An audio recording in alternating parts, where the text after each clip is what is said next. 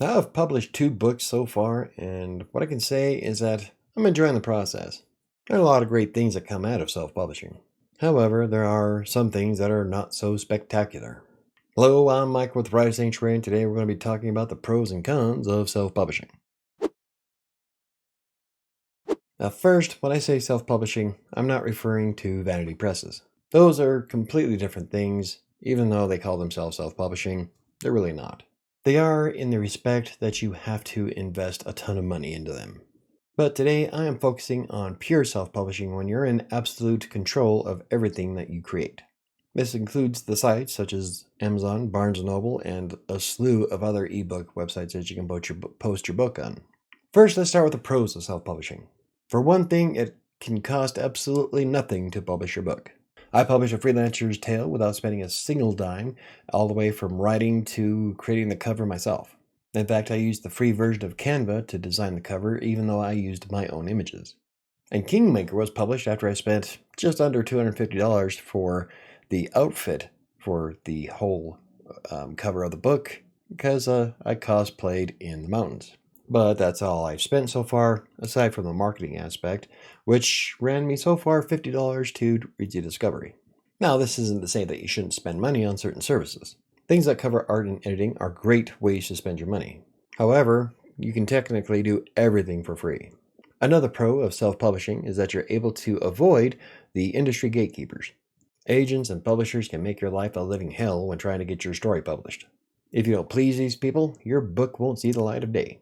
Twitter and Threads is full of authors who have had bad experiences with query letters. You could approach 100 different agents and not a single one of them will pick you up, for one reason or another.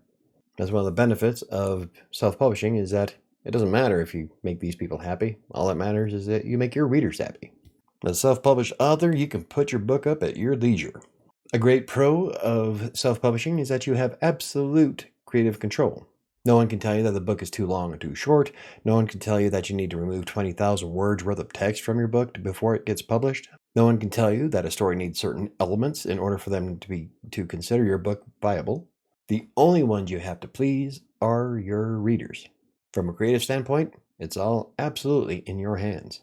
Perhaps one of the most important pros of self-publishing centers around your rights to your own work. You have absolute control of these rights, especially if you fork over the money for an ISBN. No one has any claim to your books, nor can they use them for any purpose without your permission.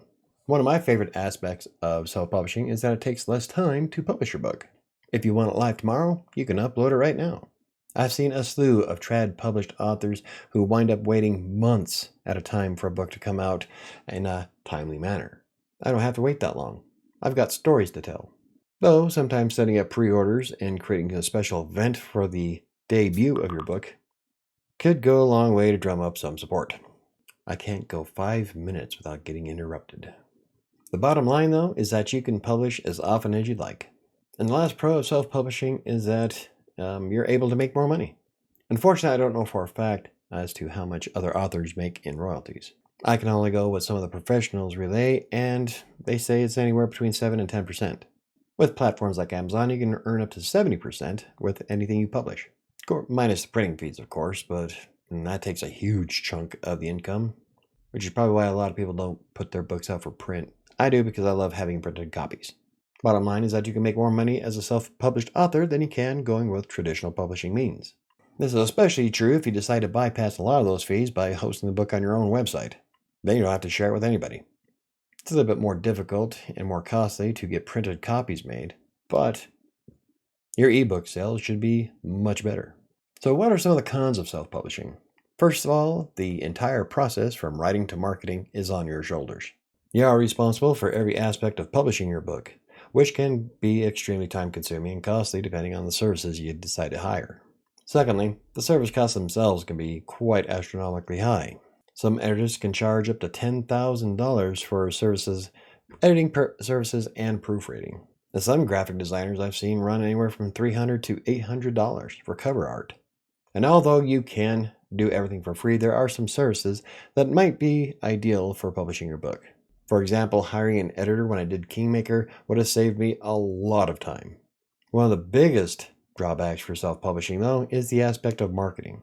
You're in charge of making sure that your book is in front of as many people as possible. Because if they don't know your book exists, no one's going to buy it. You can't take a back seat with a keyword strategy for Amazon, cross your fingers, and hope that you're going to make a slew in sales. While some of those keyword strategies might work, it's not going to be a guarantee. Now, marketing is one of those services that might be worth exploring if you have a bit of disposable income available. I know it'd save me a ton of time, not to mention boosting the chances of me getting a book sale shortly after the debut of the book. Social media can only go so far. Another con for self-publishing involves print distribution. Now, traditional publishers will use their resources to get your books into stores like Barnes & Noble and other retailers. If you want to see your book on those shelves, you'll need to do the legwork yourself. However, some of these stores have made it a lot easier. Like with Barnes & Noble, there is a link that you can click on to query about getting your book in the store, and a lot of local bookstores will host your book as well. I haven't tried it yet, but that's one of those things I want to push for in 2024. And lastly, there's a lot of negative stigma when it comes to self-publishing. I see people bashing indie authors all the time on social media. In fact, my own dad thinks that I cheated by publishing the book myself. We're often not taken nearly as seriously as someone who has a respected house logo on the cover of their book. But personally, I have more respect for successful self-published authors because of the sheer amount of work that it takes. There's a lot of hoops that you have to jump through if you want to get your book in as many places as possible. You're not going to be on the New York Times bestseller by sitting back and crossing your fingers. And yes, you are a real author even if you self-publish your book.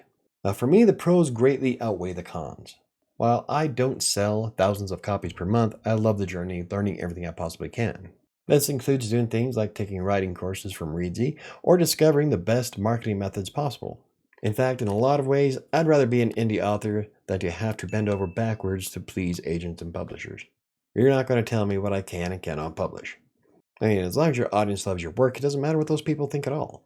In fact, something else to consider is how some publishing houses won't even look at you if you don't have a large enough following on social media. So what are your thoughts on self-publishing? What do you think is the best and worst parts of being an indie author?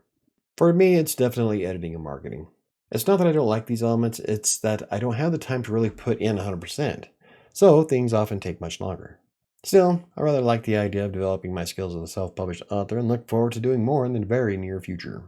Anywho, if you enjoyed the video, hit the like button. For more videos about self-publishing, blogging, freelance writing, or anything else I cover, hit the subscribe button. Don't forget to hit the notification bell. Nothing's going to do it for me today. I'll see you next time.